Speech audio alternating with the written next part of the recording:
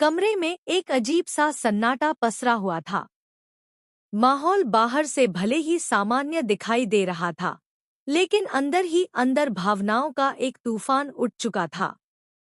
तभी उसने हल्की सी मुस्कान के साथ कहा, थैंक यू, स्वीट हार्ट। लेकिन उसके शब्दों में जितनी मिठास थी, उतनी ही गहरी बेचैनी भी छिपी हुई थी। सामने खड़ी लड़की उसकी आंखों में लगातार देख रही थी, मानो वह उन आंखों के पीछे छिपे हर राज को पढ़ लेना चाहती हो। उसने धीमी आवाज में कहा, देखा ना तुमने? तुम्हारे सारे दोस्त वहां बैठे हुए थे, लेकिन मैं एक बार भी उनके सामने नहीं आया। उसकी बात सुनकर लड़की के चेहरे पर कोई राहत नहीं आई। उल्टा उसके मन में उठ रहे सवाल और गहरे हो गए। उसने तुरंत जवाब दिया, उसकी जरूरत ही क्या थी? आपका काम तो आपका यह डिवाइस कर रहा था। आप सामने आए बिना ही सब कुछ देख और सुन रहे थे। यह सुनते ही कुछ पल के लिए वह चुप हो गया, जैसे किसी ने उसके दिल की सबसे कमजोर नस को छू लिया हो। उसकी आंखों में एक पल के लिए घबराहट दिखाई दी, लेकिन अगले ही पल उसने खुद को संभाल लिया। मगर सामने खड़ी लड़की अब रुकने वाली नहीं थी। उसके मन में जो शक पैदा हुआ था, वह हर गुजरते पल के साथ और मजबूत होता जा रहा था।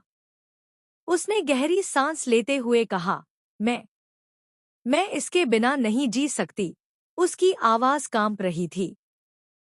ऐसा लग रहा था जैसे वह सिर्फ किसी डिवाइस की बात नहीं कर रही, बल्कि उसके पीछे छिपे किसी ऐसे सच की तरफ इशारा कर रही है जो अब तक दुनिया से छिपा हुआ था। वह तुरंत बोला, तुम मुझे गलत समझ रही हो। मेरी बात का मतलब वह नहीं है जो तुम समझ रही हो। लेकिन उसकी सफाई में वह भरोसा नहीं था जो सच बोलने वाले इंसान की आवाज में होता है। उसकी नजरें बार बार इधर-उधर भटक रही थी, जैसे वह किसी रास्ते की तलाश कर रहा हो जिससे इस सवाल जवाब से बच सके। लड़की ने उसकी बात बीच में ही काट दी। अब उसके चेहरे पर गुस्सा साफ दिखाई दे रहा था। उसने एक कदम आगे बढ़ते हुए कहा, आपके दिमाग में आखिर चल क्या रहा है? आप मुझसे क्या छिपा रहे हैं? इतने दिनों से मैं आप पर भरोसा करती आई हूँ, लेकिन आज पहली बार मुझे लग रहा है कि आप सच नहीं बोल रहे। उसकी बात सुनकर कमरे का माहौल और ज्यादा तनावपूर्ण हो गया। दोनों के बीच सिर्फ कुछ कदमों की दूरी थी, लेकिन ऐसा लग रहा था जैसे उनके बीच एक बहुत बड़ी दीवार खड़ी हो चुकी हो। लड़की ने उसका हाथ कसकर पकड़ लिया और दृढ़ आवाज में बोली, जब तक आप मुझे पूरा सच नहीं बताएंगे, मैं अपना हाथ नहीं हटाऊंगी। बिल्कुल नहीं हटाऊंगी। चाहे कुछ भी हो जाए, नहीं हटाऊंगी। उसकी आंखों में एक अलग ही जिद दिखाई दे रही थी। वह अब किसी भी कीमत पर सच जानना चाहती थी। इतने दिनों से उसके मन में जो सवाल दबे हुए थे, आज वे सभी एक साथ बाहर आ गए थे। वह आदमी पहले तो शांत रहने की कोशिश करता रहा, लेकिन जैसे जैसे लड़की की जिद बढ़ती गई, उसके चेहरे का रंग बदलने लगा। उसकी सांसें तेज हो गई।